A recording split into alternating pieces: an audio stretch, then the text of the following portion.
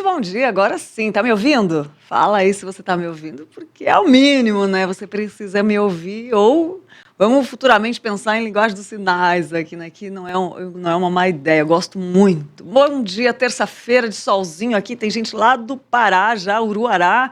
A Delva Santos, bom dia, Delva, respondendo aqui o seu bom dia. Solange Barbosa, a paz do Senhor esteja com vocês. Tem outro link que daqui a pouco eu leio os comentários. Muito bom estar com você, mais uma manhã, né? Depois de um devocional incrível desse, meditando na palavra de Deus.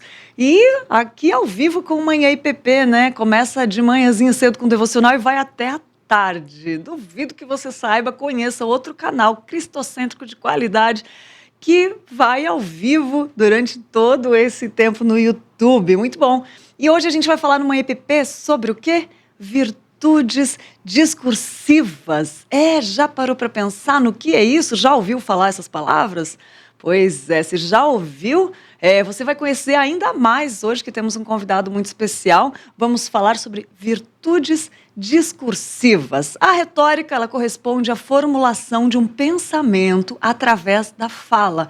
E por isso depende em grande parte da capacidade mental do orador. Enfim, a retórica, ela está na língua de quem ama, de quem engana e de quem tem necessidade. É uma frase de Pietro Aretino, né? A arte sempre foi isso, interrogação pura, questão retórica, sem a retórica, interrogação pura, questão retórica sem a retórica, né? Embora se diga que aparece pela realidade social, uma frase de Samuel Beckett. Isso é um pouco... A retórica, gente, ela é uma dos braços das virtudes discursivas, que é o que nós vamos falar hoje. Mas o que são virtudes discursivas? Sabe disso? Nem tudo que pode ser dito convém ser dito. Nós temos que pensar nos limites do dizer. Não pensar numa perspectiva apenas dos limites judiciais, mas nos limites que nos remetem a uma ética. E que ética é essa? O que um amigo diz ao outro pode ser bem humilhante se for dito fora do contexto de amizade. O que um casal faz em quatro paredes pode ser bem constrangedor se for feito ao público. Palavras agressivas ditas fora de contexto causam reações nas pessoas, objetos de condenação moral por parte da mídia e setores da sociedade. E esses enunciados, ao gerarem esse conhecimento discursivo moral, e esse acontecimento se dá porque eles têm uma espécie de conjunto de ações e comentários carregados de julgamento moral a respeito das falas. Ainda bem ou e daí? O que linguisticamente esses elementos apontam um problema? Quando você fala assim, ó, ainda bem, ou e daí, né? Já parou para pensar? O que linguisticamente, o que passa por trás disso, né? Quando são faladas essas palavras, elas apontam algum problema? O que você acha?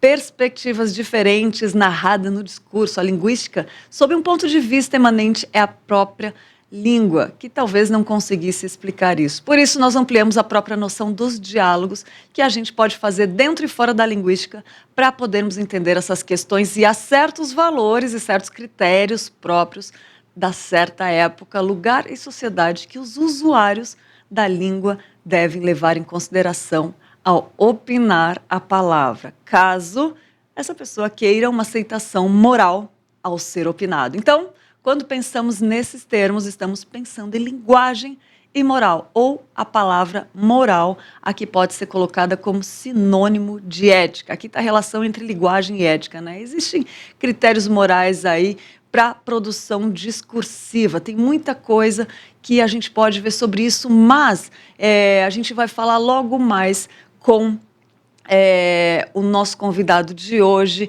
que é o Lucas Nascimento, gente. O cara é expert nisso. E grande parte do que eu peguei aqui, que eu falei para você agora, eu peguei de entrevista dele, viu, gente? Não são falas minhas, não. Já vou entregar logo, que eu estava estudando ontem, ele tem artigos muito legais sobre isso. O cara é fera. Daqui a pouco a gente vai conversar com ele. E antes eu quero ler, comentar da frase do Guto Assi, um cientista cristão que nós entrevistamos ontem aqui, que ele fala que a boa relação nos leva à adoração a Deus. Muito bonita essa frase, ontem me marcou, do Guto Assi, ontem ele é cientista cristão, e eu peguei ela para relembrar no dia de hoje, por questão do uso das nossas palavras, entendeu? Se a boa relação nos leva à adoração a Deus, a péssima ou ruim relação nos leva a não adorar a Deus, né? E aquele versículo que diz, quer comais, quer bebais, façais tudo para a glória de Deus. Então, se a gente não está usando certo as palavras, estamos glorificando a Deus? Vamos verificar isso esse dia, aproveitar esse programa para fazer uma autoanálise, aprender, crescer juntos, né? E para isso também eu separei alguns versículos que têm a ver com a palavra. Um deles diz assim, ó, presta atenção, a morte e a vida estão no poder da língua, e aquele que a ama comerá do seu fruto. Provérbios 18, 21, a morte e a vida estão no poder da língua, que hoje o que é digitado também, viu gente? Também é como se fosse a língua, o dedinho ali, né, escrevendo aquilo que pensa, a boca fala que o coração está cheio, né?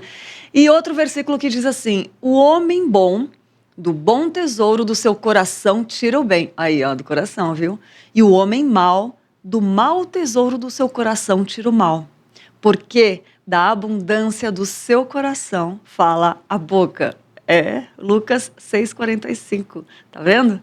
Já dá para a gente fazer uma avaliação. Aí outro versículo que diz assim, não saia da vossa boca nenhuma palavra torpe, mas só a que for boa para promover a edificação, para que dê graça aos que a ouvem. Efésios 4, 29. Que podia acabar o programa que já estava bom demais, né? Não, porque o Lucas precisa falar, falei certo.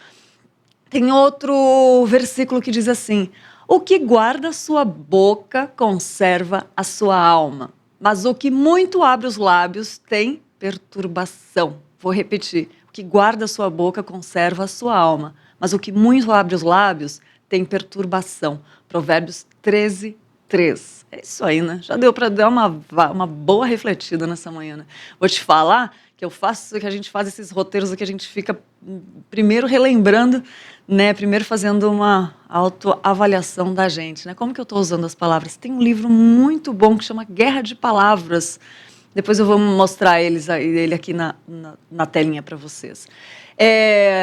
Falando em edificar, também tem o Instagram, né? Quem gosta de Instagram aí? Manda lá seu Instagram, marca o Instagram, @manhãIPP, e faça a postagem hoje para a gente conhecer você mais um pouco, além dos comentários aqui. E, por isso, a gente gosta do Instagram, a gente escolhe um stories para edificar a nossa vida, aquele que chama a nossa atenção, a gente mostra aqui. Vamos lá para o Stories que edificam, ver qual foi o escolhido.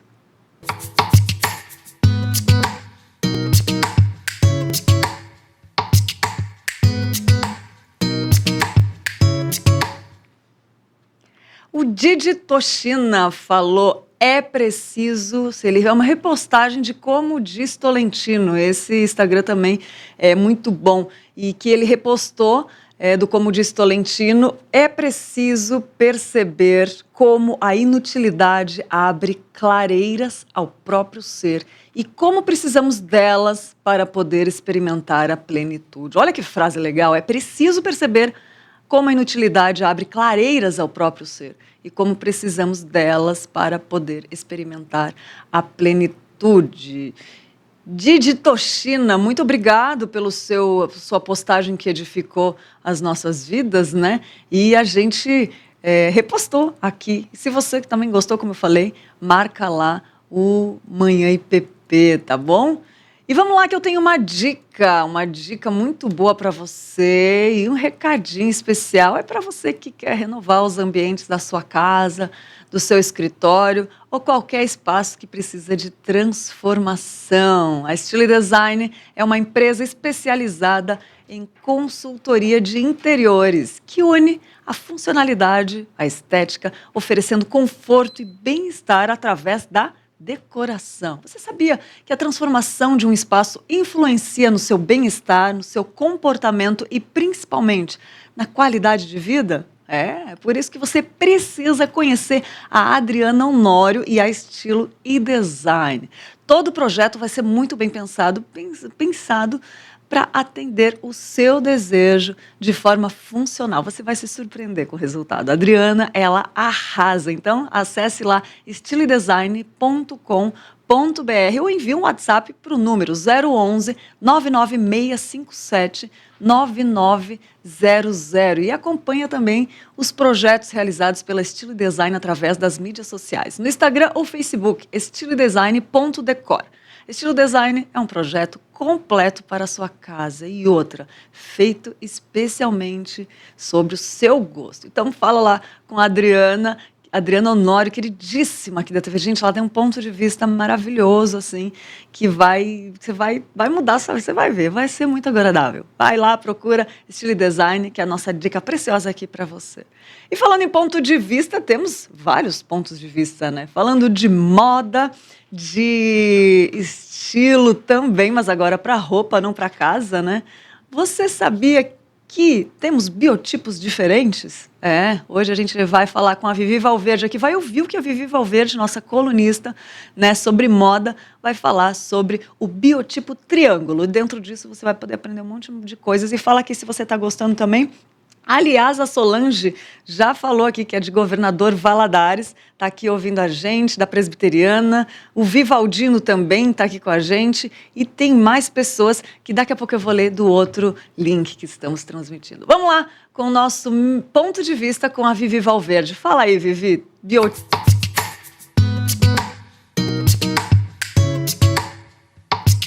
Oi, gente, tudo bom? Olha eu aqui outra vez. Continuando aqui a nossa saga, né? A nossa série que fala sobre biotipo. E para você que está chegando agora, não me conhece, é lógico que eu tenho que me apresentar todas as vezes, né? Porque sempre tem gente nova chegando. Meu nome é Vivi Valverde, Viviane Valverde. Eu sou consultora de imagem, estilo, moda e comportamento. Também sou visagista. E o intuito desse programa, do ponto de vista, né, é falar sobre a consultoria de imagem. As pessoas acham que a consultoria de imagem tem a ver, está diretamente ligada com moda. Está, mas tem todo um processo por trás, até chegar à moda, que precisam ser tratados e que precisam ser trabalhados. E às vezes a pessoa acha que é só mudar a casca, né? Mas não é não, gente. Para fazer uma consultoria de imagem, você precisa estar preparada para começar a construir uma imagem, ou melhor, para melhorar a imagem que você já tem. Porque uma coisa que é importante a gente entender e conhecer é a essência de cada pessoa, respeitar isso e aprimorar aquilo que aquela pessoa já é, e não mudá-la de repente. Mas enfim, isso é um assunto, né, que vai gerar muitos programas e eu tô aqui hoje para falar de mais um biotipo. Vivi, o que é o biotipo? É o formato do corpo, é o seu formato de corpo. O meu é o ampulheta e o seu? Então já falamos do oval e já falamos do ampulheta.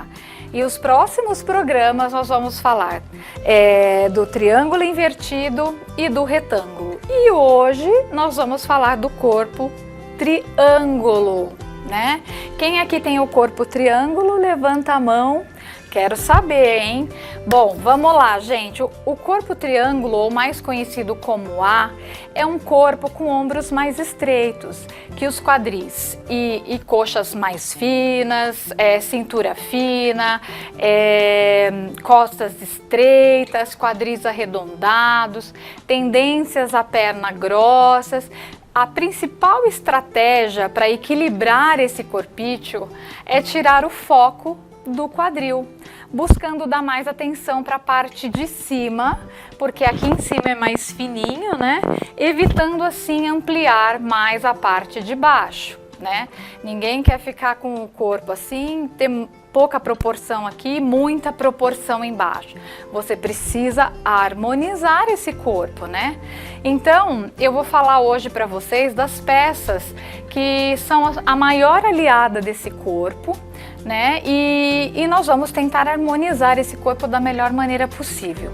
Às vezes a pessoa acha que tendo um corpo triângulo, ela pode, não é que ela não pode, tá? Ela pode usar o que ela quiser, mas a gente ensina a não deixar a pessoa insatisfeita, que às vezes a pessoa tem tanto quadril, toda mulher tem algum tipo de preconceito com alguma parte do corpo, né? Então aqui a ideia é de dar essa dica para você que não gosta de falar que tem muito quadril, que tem bumbum avantajado, a gente ensina você a fazer uma harmonização e deixar você mais equilibrada, tá bom? Então eu vou dizer para vocês o que vai ser o seu maior aliado e o que você deve evitar, tá? Então esse corpo nós precisamos criar linhas verticais mais largas, como os decotes canoa, o decote Chanel, que é um maior assim. Para quem não sabe, pesquisa lá no Google que vocês vão saber o que é um decote Chanel, tá? Ou uma gola alta, aquelas golas com mais volumes. Alças finas também ajudam, pois a exposição da pele amplia a silhueta de cima, bem como tomara que caia também, porque você vai mostrar mais pele, aqui vai chamar atenção para essa parte de cima e vai tirar atenção da parte de baixo, onde você tem maiores proporções. E as sobreposições são essenciais, né? Eu acho que para esse tipo de corpo, porque você vai dar uma alinhada, você joga tipo um cardigan em cima mais reto, você vai esconder aquilo que você não quer que mostre mais e você vai fazer um alinhamento, uma harmonização com o seu corpo, tá? Sobretudo também comprido, aqueles que ultrapassam o quadril, é sempre bem-vindo. Eu acho que vai também disfarçar a parte de baixo. E as cores chamativas, né? E estampas, as cores que eu falo são aquelas que estão na sua paleta de cores. Vivi, não tenho paleta de cores. Como não? Então, ó, eu brinco sempre, falo hashtag me contrata, né? Porque é tão importante você saber qual é a sua paleta de cores, para você saber quais são as cores que mais te atraem, que mais tem a ver com você. Isso também faz parte da consultoria de imagem, faz parte da vestimenta e de do todo que você vai aprender a trabalhar na mensagem que você quer passar e no seu estilo também, tá? Então é importante você trazer para cima cores mais chamativas, e eu sempre brinco da sua paleta, e estampas, né? Estampas para chamar a atenção sempre na parte de cima. Já na parte de baixo, prefira saias evasê, saias retas, saia midi longa, porque você vai verticalizar e vai trazer um alinhamento para o seu corpo com a parte de cima. Aqui também eu sempre sugiro para a pessoa de corpo triângulo usar mangas bufantes, ao contrário do corpo oval. A pessoa que tem menos não, né, gente? Menos proporção na parte de cima, ela pode usar mangas bufantes, pode usar um volume na manga, pode usar ombreira, pode usar babados na manga.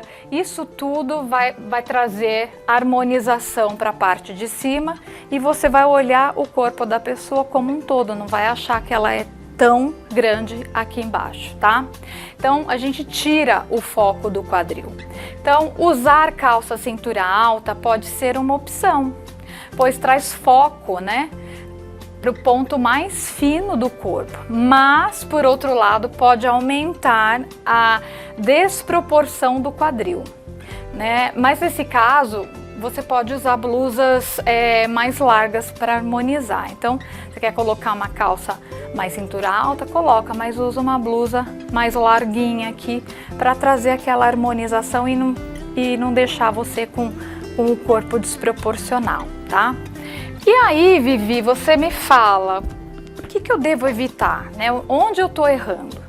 Hoje em dia, eu até conheço uma pessoa que trabalha comigo, que a gente fala que A gente brinca que casa de ferreiro, espeto de pau, né? Mas isso é uma questão muito pessoal e é uma questão de essência também. E aí eu, como profissional da área, eu preciso respeitar. A gente tem que respeitar o gosto da pessoa, a essência dela. Mas o que você deve evitar no corpo triângulo é cinto na altura do quadril, peças com bolsos volumosos aqui, porque se você já tem quadril largo, já tem uma proporção maior atrás, bolsos muito grandes vai aumentar ainda mais a sua proporção, né? Vai deixar você ainda com mais volume. Bolsas a tiracolo, calças e saias com pregas com muito volume, né? Casacos e blusas que terminam em cima do quadril, né? Às vezes a pessoa tem um volume maior aqui embaixo, mas ela gosta de usar uma cropped justinha, e aí fica tudo justinho aqui, fica aquela coisa enorme aqui e dá aquela funilada embaixo.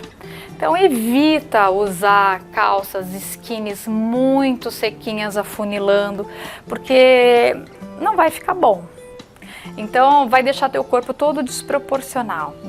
Usa mesmo a calça reta, usa saias evasês, trabalha bastante o volume na parte de cima, evite usar estampas na parte de baixo.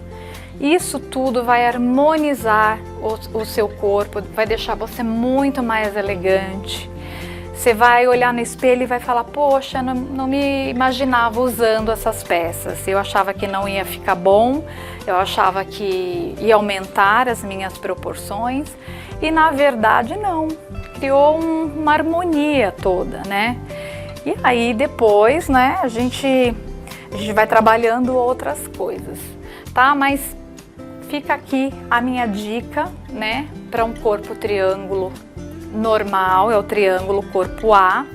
No próximo programa nós vamos falar do triângulo invertido, que é o contrário desse, né? E vocês vão achar muito interessante, porque na verdade já vou falar um spoiler aqui, nós vamos fazer exatamente o contrário do que eu tô falando para vocês fazerem no triângulo. Mas é sempre bom a gente reprisar, reforçar e respeitar o corpo de cada uma, né? E aí, para quem chegou agora, não está entendendo, fica aqui um recadinho, assiste os programas anteriores, dá uma curtida lá, né? Que é sempre bom a gente saber que você está ligada no programa no IPP-TV. E aproveita para começar assistindo a nossa saga dos biotipos, né? A série que está acabando, só tem mais 2 para a gente falar. E é muito bom você adquirir conhecimento, é sempre bom, né, gente? Novidade aqui, o bom é que a gente se diverte, a gente aprende falando de coisas que mulher gosta. Ah, e tem mais uma coisa. Muitas vezes você vai pensar assim, mas Vivi, você só fala para mulheres? Porque até agora só vi você falar de imagem para mulheres. Não, gente. Nós vamos ter temas muito interessantes, porque a consultoria de imagem, falar de imagem, vai muito mais além do que falar apenas de mulheres. É que mulheres têm uma riqueza de detalhes, né? Vocês sabem que mulher gosta de comprar, gosta de gastar, gosta de estar sempre na moda. Às vezes compra por impulso, e todo esse trabalho que eu faço, por exemplo, o de coloração pessoal, ele já dá um direcionamento para você de compras assertivas. Você vai chegar na loja, você não vai comprar qualquer peça, porque não tem aquela história de que você vai na loja, gosta de uma peça. Eu era assim, falava, meu, que peça linda, maravilhosa, vou levar. Aí levava a peça, chegava em casa, colocava a peça para sair e eu falava, ai meu Deus, não vai rolar, né? Não sei porquê, mas não ficou legal, não vou colocar. Aí numa segunda vez eu falava, não, hoje eu vou usar aquela peça. E aí, resumindo, eu nunca usei aquela peça. Eu comprei por impulso, eu achei muito bonita. Talvez na minha cabeça aquela cor não me favorecia. E eu comprei realmente porque eu gostei do caimento, gostei do estilo, mas eu colocava aquela peça e eu não me sentia bem. Então, quantas vezes você não fez isso? Quantas peças você tem no seu armário com etiqueta ainda pendurada, que você comprou por impulso e você não usou? Então, até isso também é uma brechinha para a gente pensar em falar um pouquinho de desapego nos próximos programas, porque isso também é um assunto muito interessante, né? De falar de reuso, de oportunidade, e tem muita coisa para a gente falar. A gente vai falar dos biotipos masculinos, vamos falar das paletas de cores que os homens também podem fazer, mas que isso também não se aplica no caso de uma roupa formal, da mensagem que eles podem passar, da maneira como eles se vestem. Então tem uma infinidade de coisas que a gente vai tratar nos próximos programas. Eu espero ver vocês muito mais vezes. E fica aqui, ó, o meu Instagram, @ViviValverdeOficial. E se você tiver alguma dúvida, quer conversar comigo, tirar todas as dúvidas necessárias, Vivi, quero saber como eu faço a medição para saber meu biotipo. Eu ajudo você, porque não é com fita métrica, gente. Proporção não se mede com fita métrica como a costureira vai medir você para fazer uma roupa. É diferente, porque eu não posso falar, né? Manda lá uma mensagenzinha, a gente bate um papo e eu conto para vocês, tá? Então por hoje fica aqui o meu muito obrigada, que Deus abençoe vocês. A gente tratou de triângulo e fica ligadinho no próximo programa, hein? Nós vamos falar de triângulo invertido. Então, beijão para vocês e até a próxima.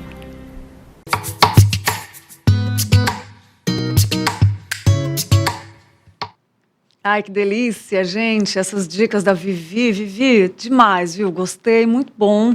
Aprendendo sempre com você. Esse é o nosso quadro Ponto de Vista, que todos os dias tem um ponto de vista diferente. Tem de viagem, tem de comportamento, tem de artesanato, tem de moda.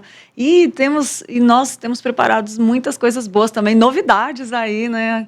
Temos de atividade física também, com a Yunara, né? Muita coisa boa. Vamos lá, gente, vamos conversar com o Lucas Nascimento, doutor Lucas Nascimento, né?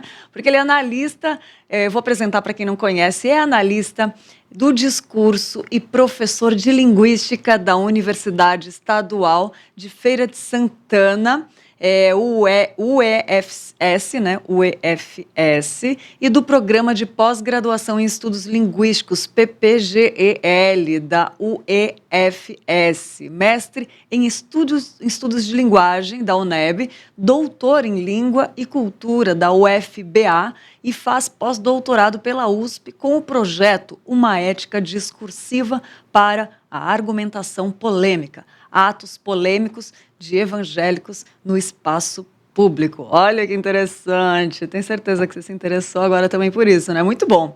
É coordenador também do Grupo de Estudos Dialógicos em Discurso e Argumentação, Dialógicos UEFS.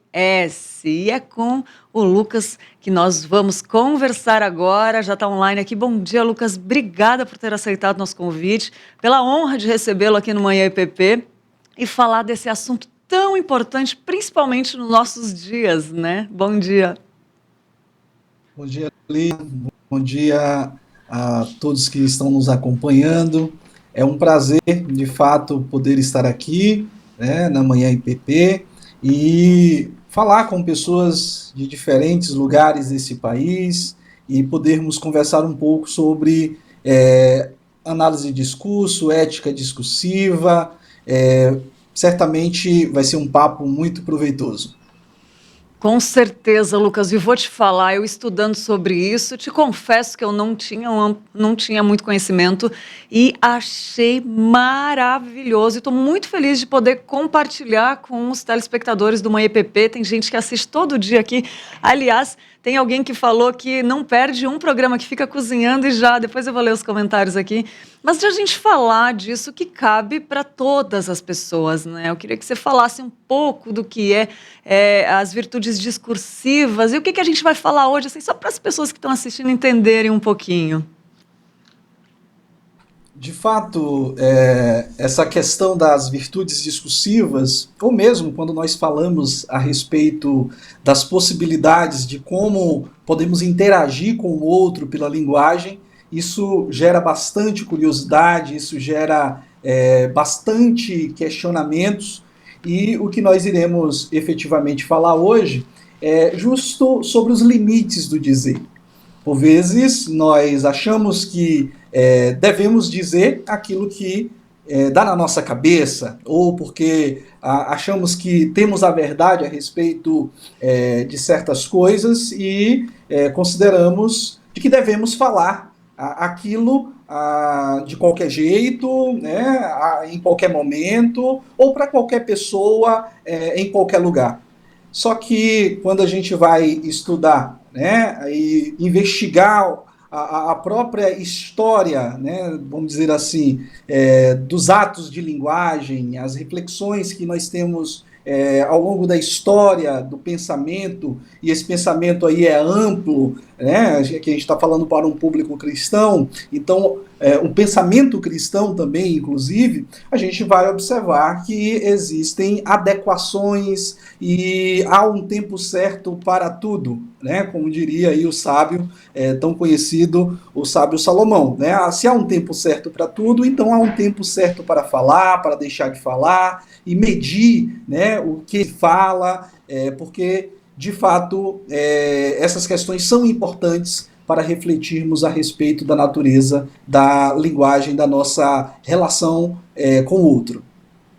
Excelente, que importante, né? Muito, muito, muito. Eu já estou curiosa para saber o que a gente vai falar, o que você vai falar aqui da gente, porque eu quero aprender muito com isso. Todos nós precisamos aprender, né, Lucas? A gente sempre precisa ficar vigiando nas palavras, né? Hoje em dia todo mundo se acha formador de opinião, muito bem como você falou, né? E isso pode ser uma catástrofe às vezes, porque ontem, como eu falei ali no começo, ontem nós tivemos uma entrevista com um cientista cristão, né? E ele falou que a boa relação nos leva à adoração a Deus. Olha isso, como a gente tem perdido oportunidades de adorar a Deus, né, Lucas, através das nossas palavras.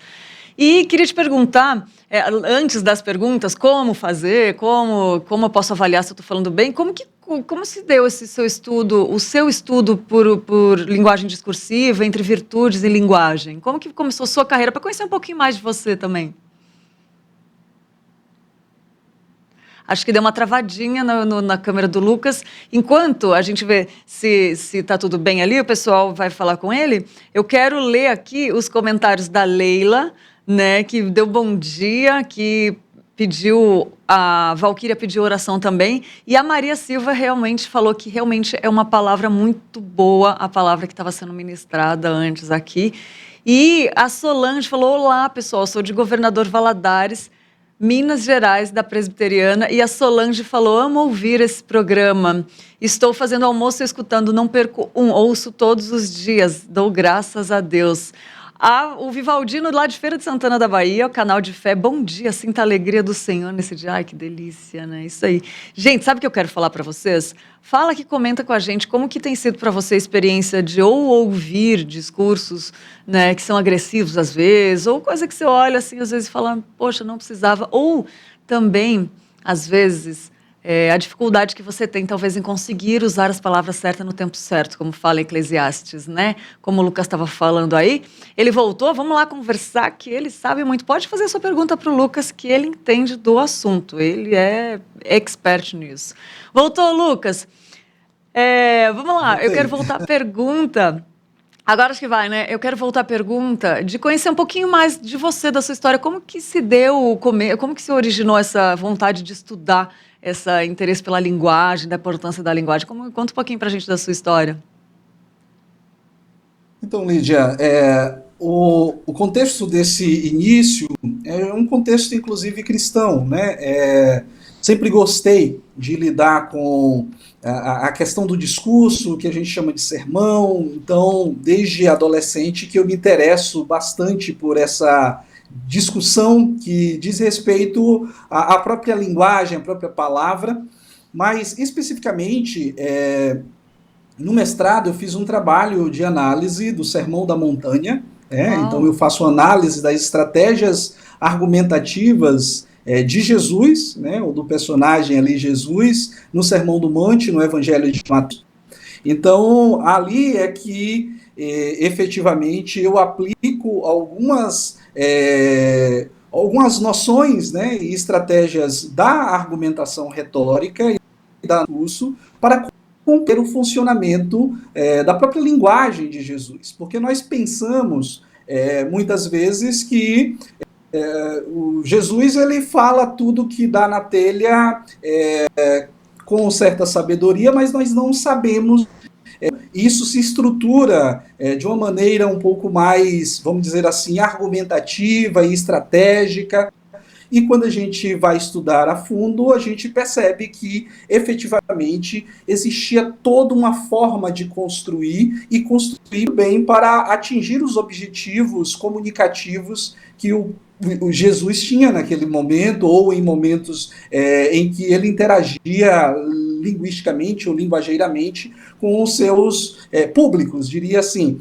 E então é aí que eu aprofundo e vou um pouco mais além no meu interesse de estudar essas questões. Agora, em relação à virtude discursiva, que eu vou falar já já, o que é especificamente, em meu doutorado eu estudei a relação entre cristãos, a polêmica em torno da criminalização da homofobia entre cristãos e LGBTs no Senado Federal, né, em uma comissão de Direitos Humanos, e essas interações e o fato de estar sempre observando polêmicas entre cristãos e o movimento LGBT, entre cristãos e outros cristãos, cristãos e outros grupos sociais, essas questões todas me motivaram a pensar o que é ético, né? Até que ponto se estar na ética ou em certa ética,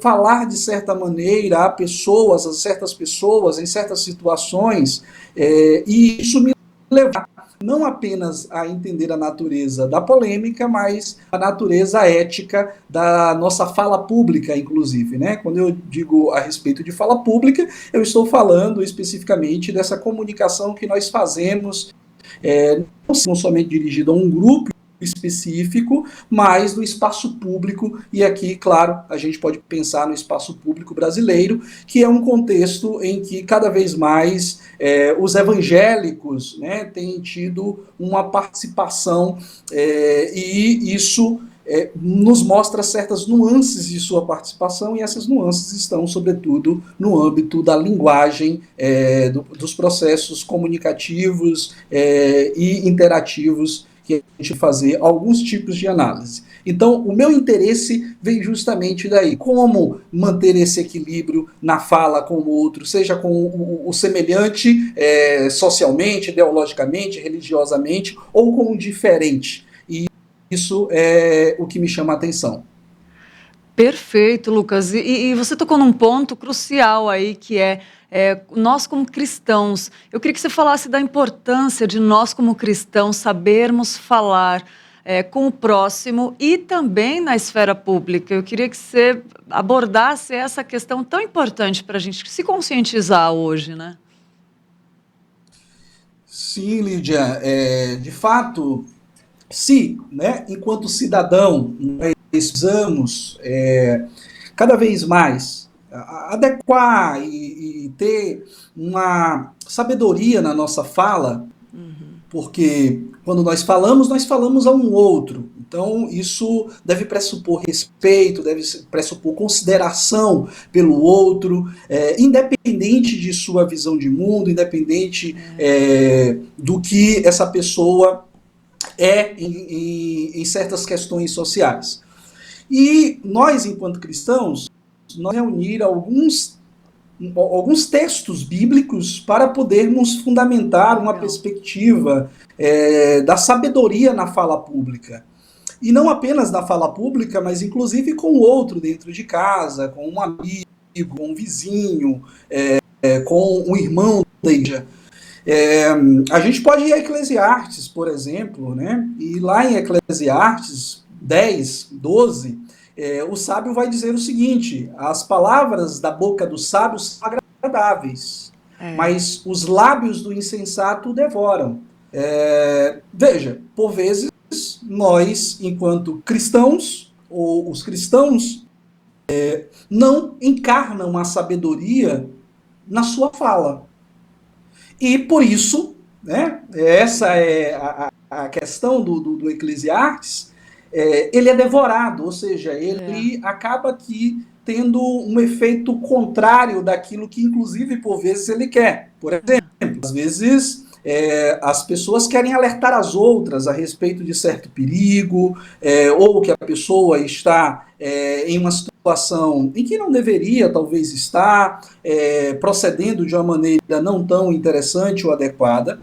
Portanto, embora essa pessoa possa estar correta ao fazer o alerta, ou a correção, no entanto, essa correção ou essa instrução não é feita de maneira adequadamente sábia. E aí, essa pessoa pode fazê-lo de maneira insensata. E isso pode ser absolutamente um problema, de modo que prejudica, inclusive, o conteúdo daquilo que inicialmente seria algo importante para aquela outra pessoa. Então, veja, a sabedoria enquanto cristão não é algo que nós adicionamos simples e tão somente por um pensamento atualizado. No entanto, isso está nas Sagradas Escrituras. Né? É importante que a gente tenha relação com a fala pública. Eu gosto de um texto, e aí uma preferência muito pessoal que eu trago comigo desde a adolescência, que é de Eclesiastes 16, 24. As palavras agradáveis são como favo de mel, são doces para a alma e medicina para o corpo, ou trazem cura para os ossos. Em tempos em pessoas estão de fato feridas, e feridas de diversas maneiras, e feridas vindo de diferentes lugares, época em que nós estamos vivendo, em que há um alto índice, né, de depressão, um alto índice de problemas psicológicos, nós podemos ser mais sábios com a palavra que nós utilizamos. E as agradáveis não são necessariamente palavras de bajulação. Isso que é importante.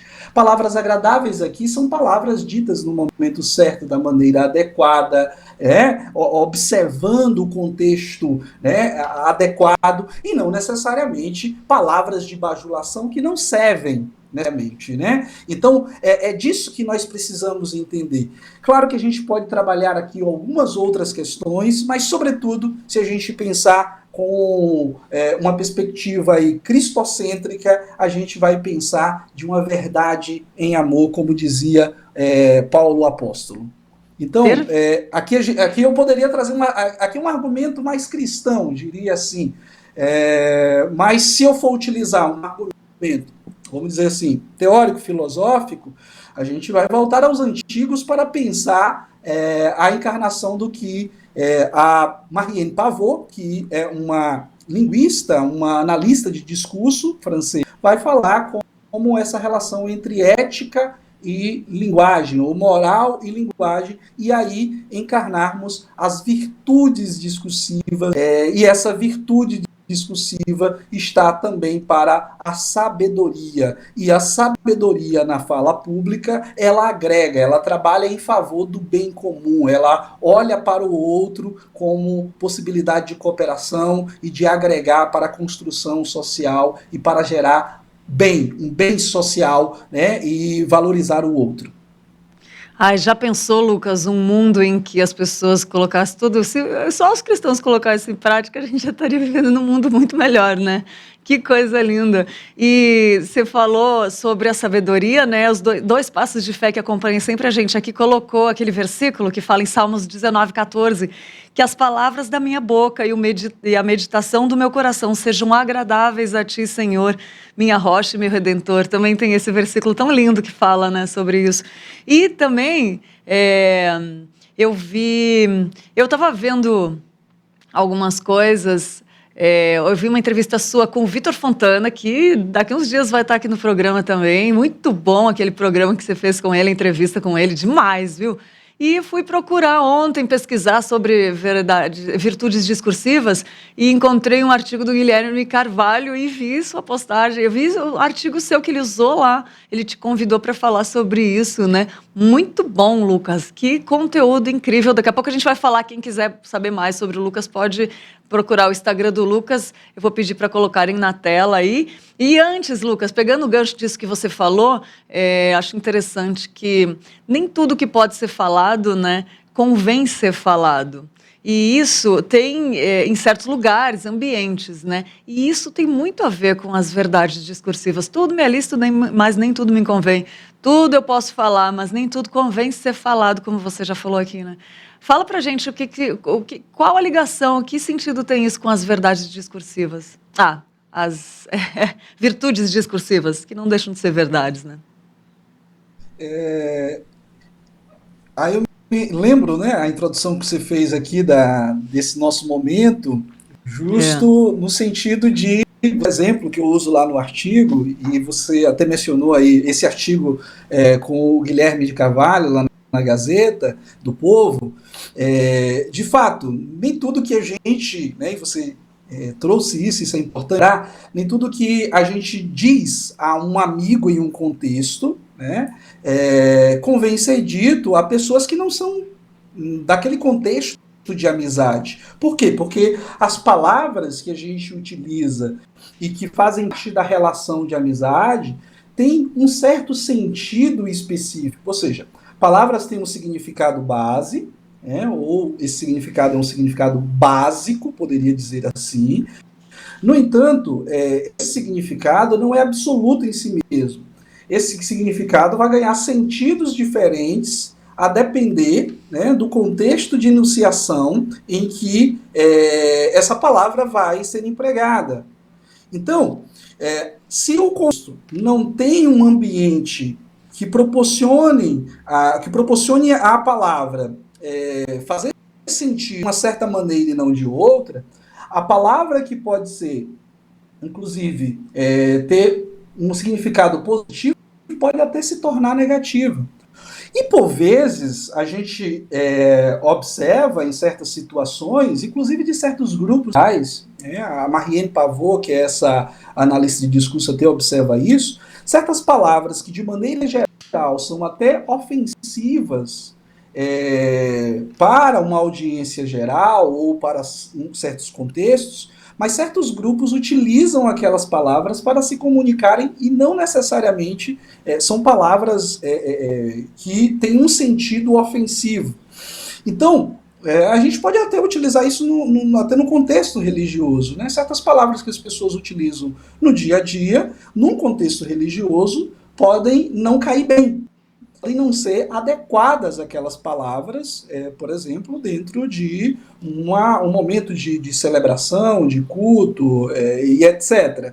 Por quê? Porque a palavra significa ou faz sentido dependendo do seu contexto. E isso é importante. Por que é importante observar? Justo por conta do que se chama, do que a gente chama de plasticidade axiológica. A perspectiva que eu adoto, que é vinculada a uma perspectiva da lógica dos valores ou da ética dos valores, pensa justamente essa flexibilidade axiológica, e axiológica diz respeito aos valores, e é essa flexibilidade que depende de uma situação, depende de quem diz, para que o sentido, de fato, haja um acabamento no sentido daquela palavra. Isso tudo é importante ser contado, e conta bastante. Portanto, aí é a ideia do que convém ser dito em um lugar, pode não convir ser dito em outro lugar ou ambiente. E isso nós devemos observar. E quando, então, a gente pensa nessa questão das virtudes discursivas, a gente está remetendo a uma tradição que a gente pode voltar ao Aristóteles, por exemplo, né? Esse termo virtude foi muito consagrado por Aristóteles em Nicômaco. E o que é a virtude? A virtude não é necessariamente essa propensão natural que a gente teria. A virtude requer esforço. Às vezes é difícil a gente não estourar ou não dizer certas palavras ou certas coisas a determinadas pessoas que nos provocam ou que merecem, talvez, ouvir certas verdades, diria assim. No entanto, para a virtude, e o Aristóteles não está pensando a virtude discursiva, não é essa elaboração dele, mas a virtude como um todo, requer um esforço, um sacrifício. E o que é virtude nessa perspectiva do Aristóteles? Né? O Aristóteles diria de maneira muito tranquila que a virtude diz respeito às paixões e ações em que o excesso é uma forma de erro, assim como a carência, né, é também uma forma de erro. Já o meio termo é uma forma de acerto digna de louvor. Né? E acertar e ser louvado são características da virtude. Então, a virtude diria respeito, nessa perspectiva, a uma mediania, ou seja, a uma espécie de você saber ter um equilíbrio. Agora, quando a gente pensa a ideia da virtude discursiva, que é essa elaboração pela Marianne Pavot, seria justamente uma disposição, ela vai definir assim, uma disposição do agente a produzir discursos ajustados aos valores vigentes em seu ambiente, ou em seu contexto, poderia traduzir assim. Ou seja, ajustados aí aos agentes e ao conjunto, né, dos discursos produzidos à realidade. Então, o que concretamente isso diz? Diz de que quando eu chego, né, ou diz que quando eu chego em um certo ambiente, vamos lá, a gente está em um ambiente, sei lá, jurídico. Existem certas coisas, existem certas regras e normas sociais que não convém e não podem, aí tem um não pode e não convém, não convém ser quebradas ou não devem ser quebradas e certas palavras não convém ser pronunciadas. Então, esse ambiente, eu preciso pensar de que ele precisa ser respeitado. E esse respeito é também um respeito pelo uso das palavras e do como dizer naquele momento. Tem um enunciado bem interessante, foi um empresário chamado Didier Lombard, ele foi presidente da France Telecom, e ele em um programa em 2009, fez uma declaração que gerou um acontecimento discursivo que a gente poderia chamar de acontecimento discursivo moral. E era a respeito dos vários suicídios que estavam acontecendo lá naquele ano, empresa dele. E aí ele veio a público, ele foi a público, dizer o seguinte: é preciso pôr um ponto final nessa moda do suicídio que evidentemente choca o mundo. Veja, quando ele disse moda do suicídio, isso chocou. Isso gerou um acontecimento discursivo moral e isso feriu uma sensibilidade, né, discursiva das pessoas. Por quê? Porque normalmente, de acordo com os valores vigentes em nossa sociedade, chamar, né, casos de suicídio de moda é algo que fere uma sensibilidade moral do âmbito da linguagem. Então nós precisamos nos atentar para essas questões, né? E são questões muito importantes. E aí entra um exemplo da falta de virtude discursiva. Perfeito, Lucas. Como é esclarecedor, né? Eu tenho uma pergunta para fazer para você, que se eu não souber, por exemplo, se eu não tiver ética na minha fala, isso pode ser considerado um ato ilegal? Olha, essa pergunta é interessante e nos ajuda a esclarecer alguns pontos. Existe uma falta de ética que mostra, de fato, acaba que incorrendo em um delito, né, e um problema ético, e aí você tem a questão de algumas situações de mentiras, por exemplo, em público, que as pessoas, quando você faz, por exemplo, um juramento, né, ante um juiz, você não pode mentir, porque isso pode incorrer, inclusive, num problema criminal. Então, necessariamente, não vai depender da situação. Por exemplo, o caso de injúria. Nós tivemos no Brasil, no ano passado, uma situação em que um entregador de delivery, no contexto de pandemia, foi entregar encomenda em um condomínio, e o que acontece é que essa pessoa acabou que cometeu uma injúria racial. Veja que, além de ser uma falta de ética, um problema de ética discursiva, o que houve especificamente ali foi um crime. Claro que isso está em processo de julgamento, porque aí você cai num crime de injúria racial e de racismo. Agora, nem a maioria das questões que diz respeito à virtude discursiva, a falta de decência no discurso, necessariamente não diz respeito a um problema legal que está no âmbito da discussão da moral, da discussão moral dos enunciados e da linguagem. Então, a questão se entende.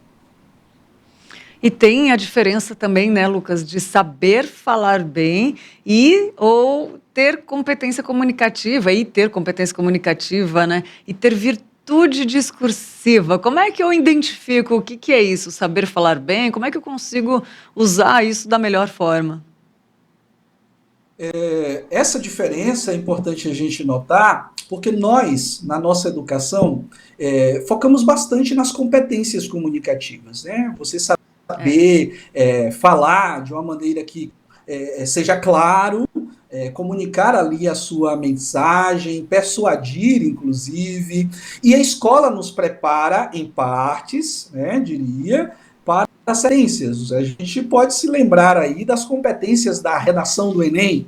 Para você escrever uma boa redação, você precisa adequar aí a língua portuguesa, da variante você precisa ter certas competências para atender o gênero dissertativo argumentativo, você precisa ter certos elementos ali argumentativos na conexão do seu texto para poder você defender um ponto de vista. Isso diz respeito à competência comunicativa, diria assim, competência linguística ou linguageira. No entanto, pouco se fala dessa perspectiva da virtude, porque a perspectiva da virtude, ou na verdade não se fala, são alguns teóricos, ou alguns poucos, inclusive, que começam a pensar essa relação entre linguagem e moral hoje, e essa perspectiva da virtude. Por quê? Porque a ideia da virtude, ela não simplesmente um olhar, vamos dizer assim, técnico, que seria uma visão mais da competência, dessa tradição da competência.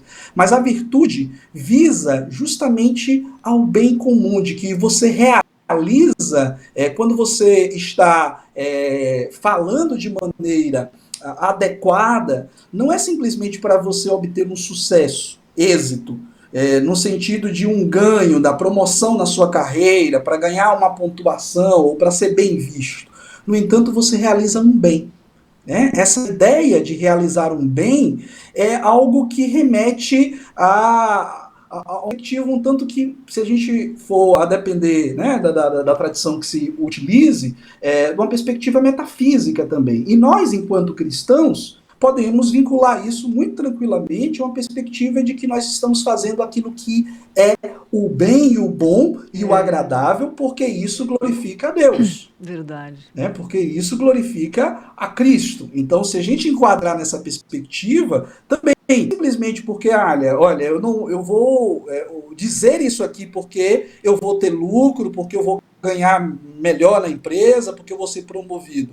Não, eu vou... Porque, inclusive, às vezes, em certas profissões, certas ofensas ou certas imposições, por vezes, infelizmente, é lucrativo, mas falta virtude.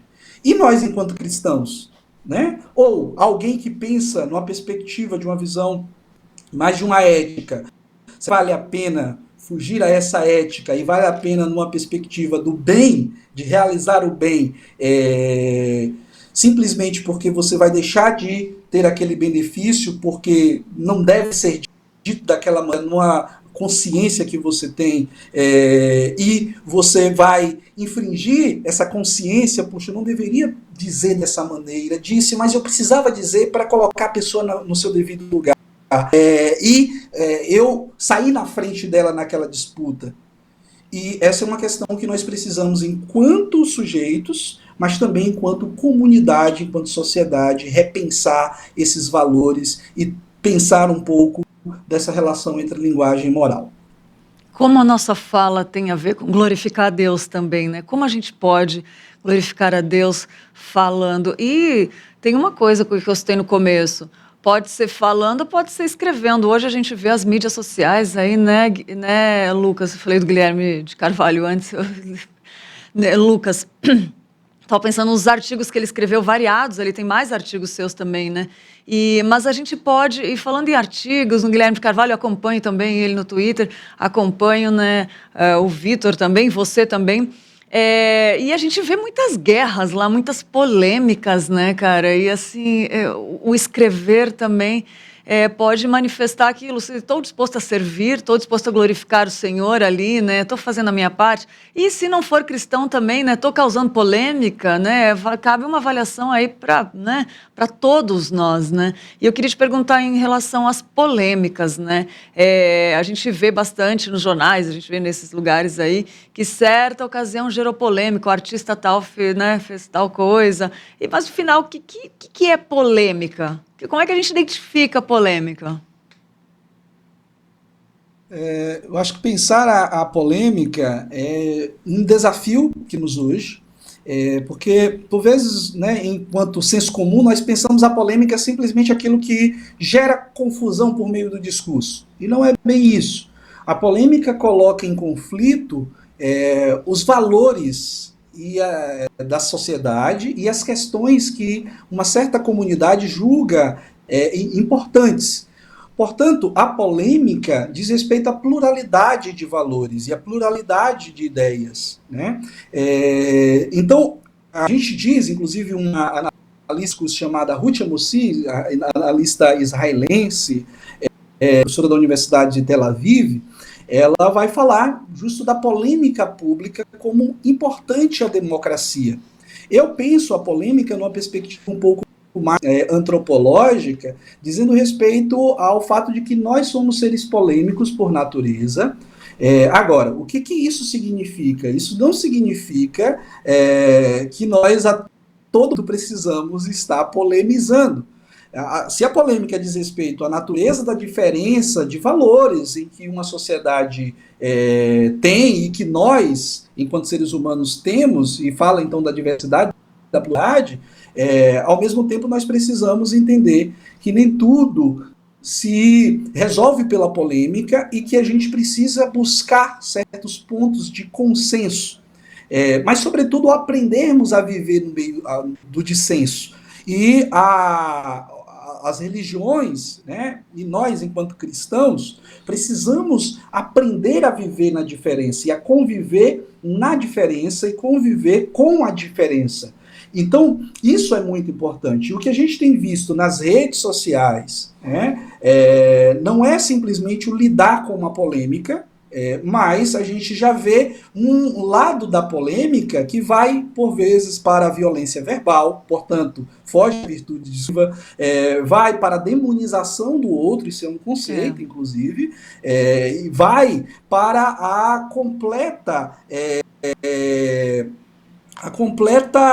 o completo ataque à pessoa do outro. E isso foge, né, à ética discursiva, isso foge àquilo que é bom do discurso. Agora, a polêmica a gente pode identificá-la por 3 características básicas. Né? A gente tem uma dicotomização, eu afirmo A, você afirma o contrário de A, ou não A. Você nega o que eu afirmo.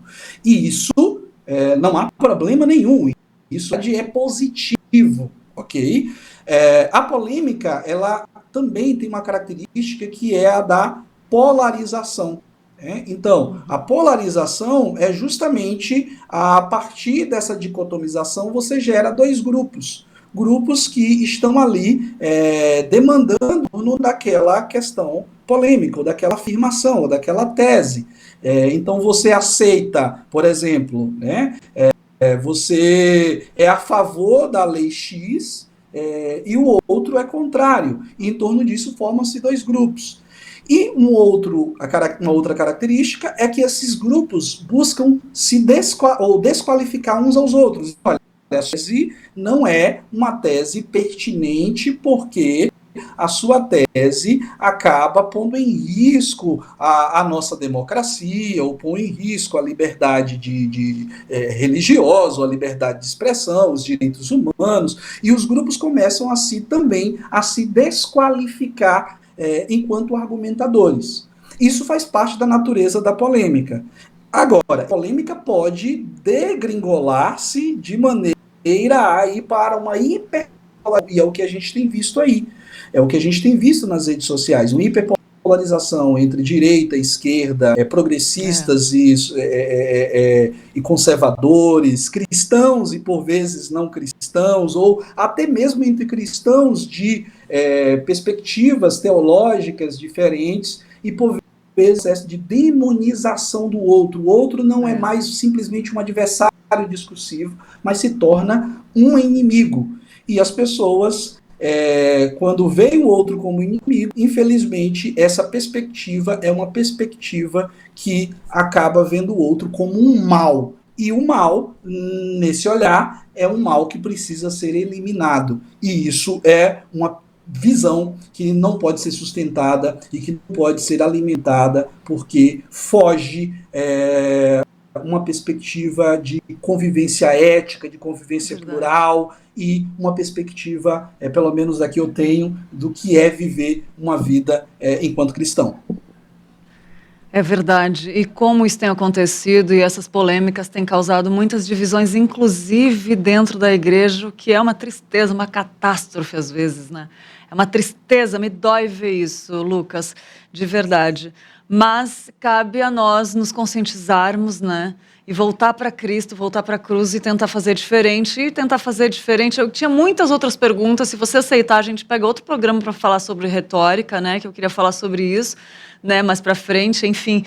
Mas eu queria aproveitar 2 comentários aqui. Um do Vivaldino, que falou muito bom essas orientações. Faz-me lembrar das palavras do apóstolo Paulo aos Colossenses 3:8, que diz: exortando-os a se desfazerem das palavras torpes. E aí me recordo de muitos pais que sentem prazer em não terminou a frase, né? E é um sério problema no contexto de comunicação da família ali. O Vivaldino, termina a frase aí para mim. A Estela Mares falou, ela fez uma pergunta. Bom dia, graça e paz. Será que, devido à tecnologia e à falta de comunicação verbal, próximas gerações podem ficar com mais dificuldades de se comunicar e ainda mais de se relacionar? E aí eu queria fazer uma última pergunta para você, que tem a ver com isso, que é possível uma sociedade em que as pessoas, né, sejam mais decentes em seu discurso? Tem solução? Como é que a gente pode avançar nesse caminho, Lucas? Você que estudou isso a fundo, dá uma palavra de esperança aí para a gente. Muito obrigado pelas perguntas ao pastor Vivaldino, à Estela Mares. Então, o que a gente pode pensar é justamente de um processo educativo na nossa sociedade, né? A gente pensar na educação justamente para o bem comum, para a sabedoria. Não simplesmente uma educação em que a gente pense em ter lucro, né? A educação que às vezes é voltada para formar o sujeito para um mercado de trabalho, que por vezes é uma perspectiva ideológica que tem invadido, por vezes que invade as nossas escolas, as nossas salas de aula.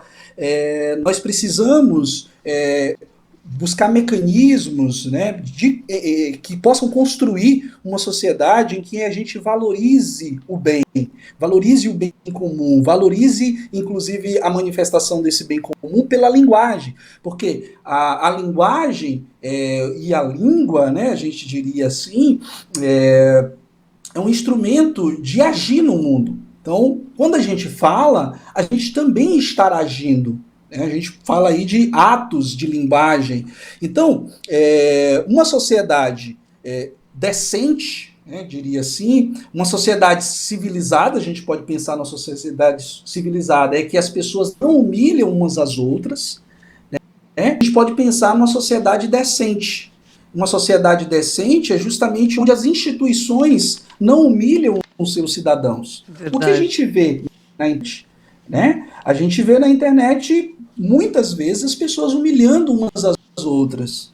E, claro, o fenômeno da internet é um tanto que novo, mas óbvio que reflete essa natureza humana que tende a praticar o mal.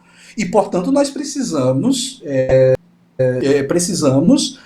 de meios para buscar, né, aprender, claro, com certo esforço, virtudes para a convivência. E aqui nós estamos pensando nessas questões das virtudes discursivas. Na perspectiva das virtudes discursivas, nós não temos, como a gente poderia pensar nas virtudes morais, nós não temos necessariamente, ou virtudes intelectuais, uma lista de virtudes, mas pensamos justo nesse processo do ajuste aos valores do ambiente, de ajuste ao contexto, e então, se pensarmos essa educação e começarmos a pensar essa educação, seja uma educação que a gente pense no sentido amplo do nosso sistema educativo, mas dos grupos religiosos. O que a gente vê, por exemplo, é que muitos grupos religiosos e muitos cristãos não apenas ofendem entre si, se ofendem entre si, mas a gente vê, né, como grupos ofendem de outra religião. Né? Religiões de matriz afro, por exemplo, no Brasil, são muito ofendidas. Né? Religiões são, e infelizmente, de pessoas que se dizem cristãs, que ofendem pessoas de outras religiões. E isso é de ética discursiva, e isso é um problema também, né, para a igreja brasileira. Então, assim, são questões que nós precisamos estar sempre avaliando. Então, o primeiro passo é pensar a educação. Pensar processos educativos que incluam esse olhar para a relação entre ética e linguagem. Né? Segundo passo é a gente pensar de como as pessoas podem, no seu dia a dia, viver isso, seja na relação familiar, na relação de amizade, seja na relação das redes sociais. E aí é o que a gente fala de agente virtuoso. Não existe virtude discursiva sem um agente virtuoso. E o Aristóteles já dizia, a virtude é difícil, não é fácil. É mais fácil você ou ter o excesso ou ter a falta. Então, só um ponto final para isso, a virtude não é você deixar de dizer certas coisas. Né? Não necessariamente. Mas é dizer no momento adequado. Então, tem gente que acha que está com a verdade e diz assim, eu tenho que dizer a verdade, e diz isso por vezes em nome de Deus, ou em nome da lei, ou em nome da universidade, ou em nome do que acredita, né, ou de uma regra moral, diria assim.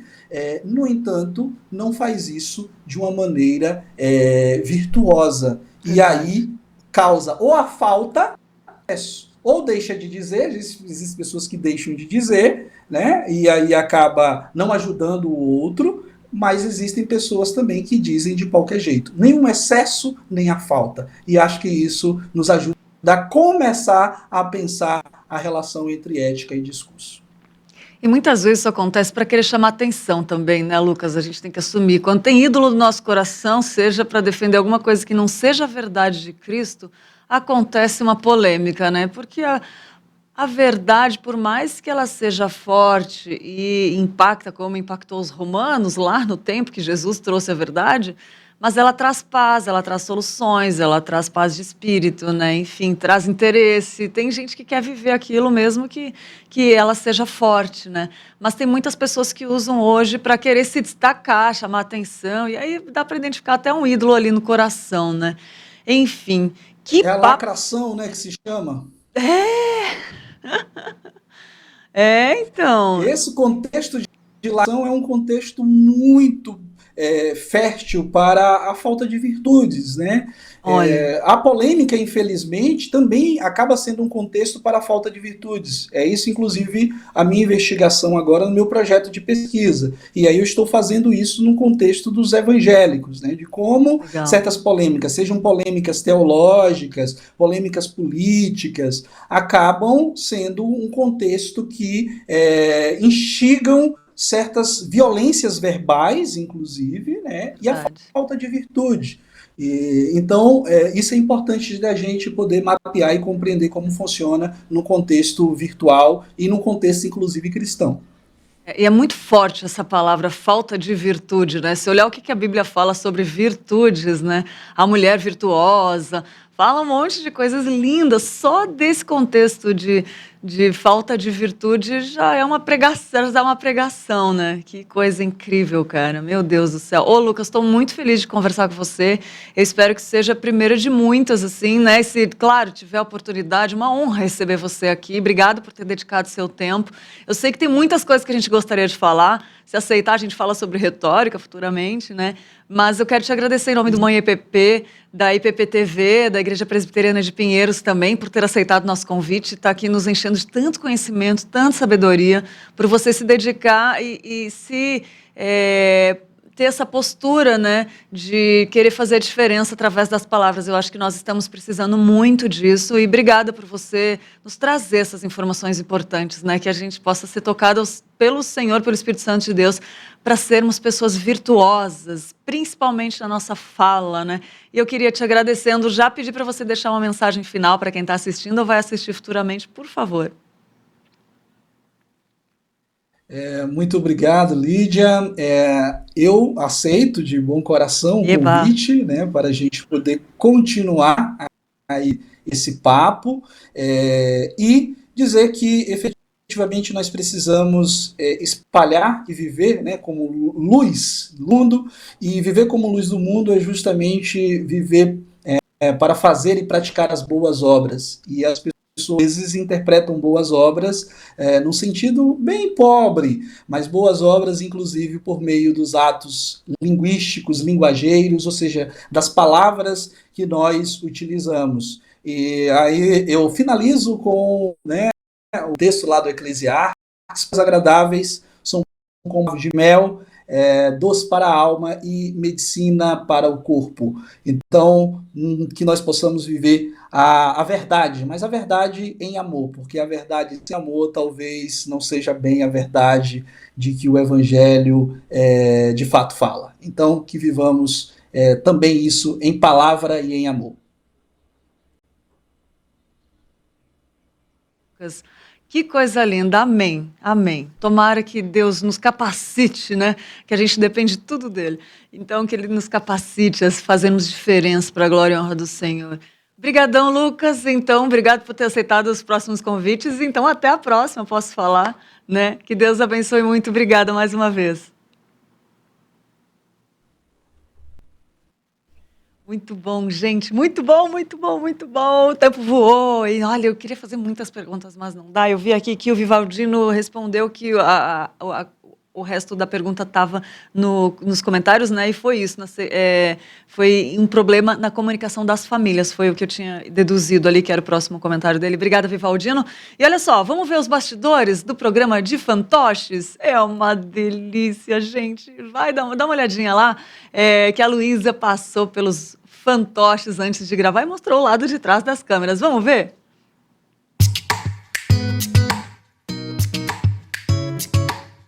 Fala galera, eu sou a Luísa e você aí tá curioso sobre Pinheirinhos TV? Então hoje nos bastidores nós vamos ver mais sobre os fantoches, os famosos fantoches do Milton e da Nina. Então vem comigo! Que demais, Milton! Vamos orar, sim, agradecendo a Deus por esse espaço novo, por ter mais espaço para brincar e também para conversar sobre Deus, né? O Milton e a Nina fazem o maior sucesso com a criançada. Nossa, que legal esse lugar aí, Cabo Frio. Eu quero conhecer. Deixa eu te perguntar, você falou que lá é frio, tem alguns pinguins? Tem só um. Como assim? Me conta essa história. Ele mora no inverno.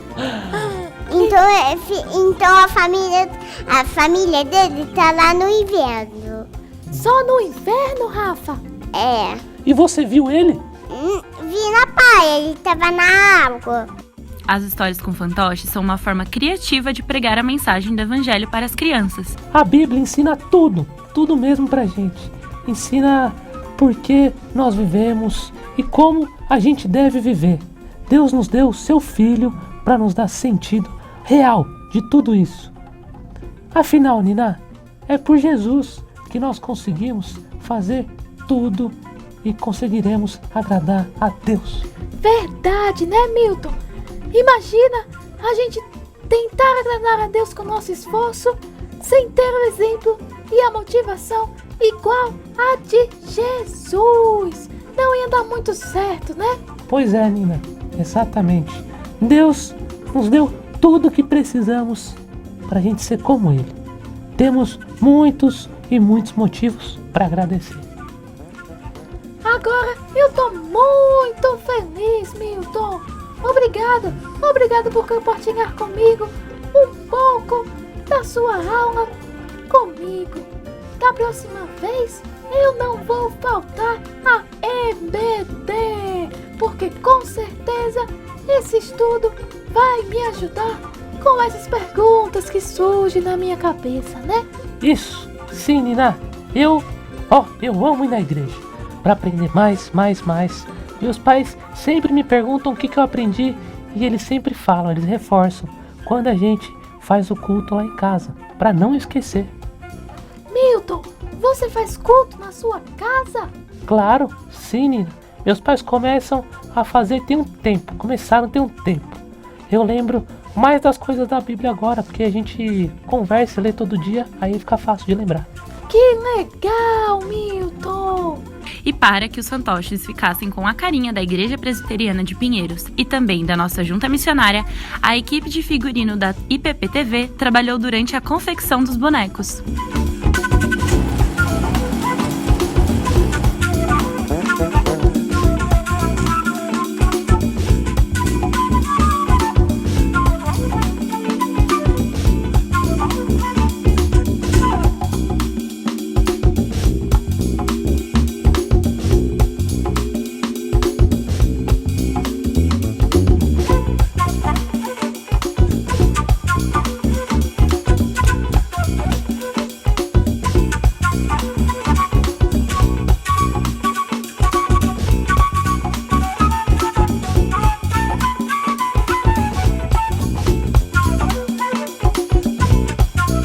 É isso. Então, até a próxima, pessoal. E lembre-se, o fim principal do homem é glorificar a Deus. Isso mesmo, pessoal. Tchau! Tchau! Espero que vocês tenham gostado, pessoal. Obrigado, Lídia. Tchau! Bom, pessoal, os bastidores de hoje ficam por aqui. Até mais, tchau, tchau!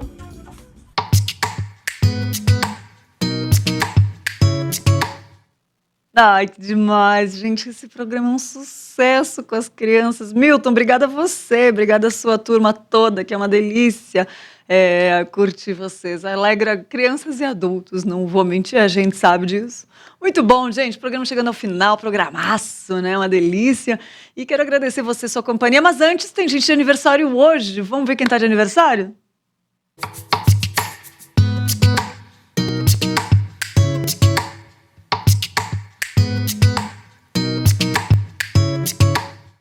Parabéns para Carolina Marques, para o Guilherme Pereda, o Kleber Laurindo e o Lucas Marque. Feliz aniversário, gente. Que Deus abençoe muito você, seu dia. Comemore, alegre-se, né? Por estar comemorando mais um ano de vida. Agradeça a Deus pelo ano que passou e o ano que está novinho em folha aí para você escrever ou viver aquilo que Deus já escreveu, como ele fala lá em Salmo 139, 16, né? Que todos os seus dias foram escritos e determinados antes mesmo que nenhum deles houvesse.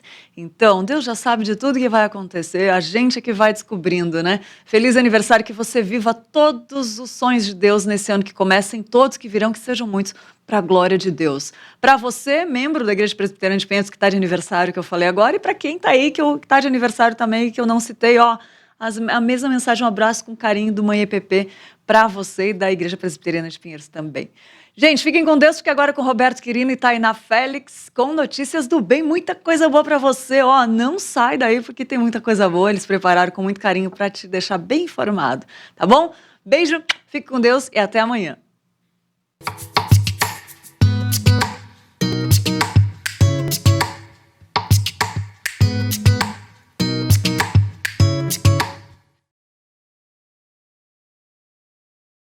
Perdeu algum programa da IPP TV?